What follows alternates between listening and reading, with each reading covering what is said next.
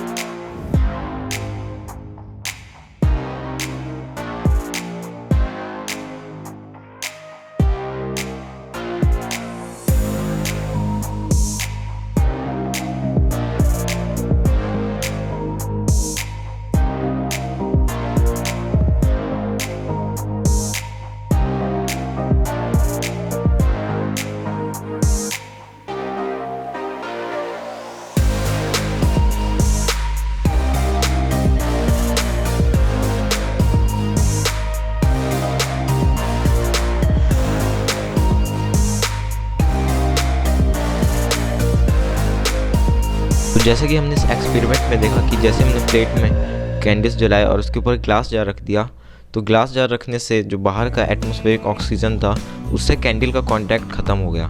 और जैसे कि हम जानते हैं कि किसी भी फायर को जलने के लिए 3 चीज़ की ज़रूरत होती है, एक फ्यूल, इग्निशन टेम्परेचर और ऑक्सीजन। तो यहाँ पे ऑक्सीजन ख़त्म हो जाता है, बाहर वाले से कॉन्टैक्ट से ख़त्म हो जाता है जो बाहर के ऑक्सीजन है, और सिर्फ जो ग्लास जार के अंदर ऑक्सीजन बचा रहता है उसी में ही चलता है। और जैसे ही वो भी ख़त्म हो जाता है वैसे ही हमारे कैंडल्स बुझ जाते हैं। तो इसके बाद आपने नोटिस किया होगा कि जैसे ही कैंडल्स बुझ जाते हैं तो जो बाहर में हमने पानी डाला था वो अंदर की तरफ आने लगता है, यानी ग्लास जार के अंदर आ जाता है। तो इसका मेन रीज़न ये है कि जब ग्लास जार में कैंडल्स जल रहे थे तो ग्लास जार के अंदर का जो एयर है उसका टेम्परेचर ज़्यादा था, लेकिन जैसे ही हमारे कैंडल्स बुझ जाते हैं तो वैसे ही अंदर का टेम्परेचर कम हो जाता है, जिससे एयर की वॉल्यूम कम हो जाती है, यानी अंदर में जो एयर था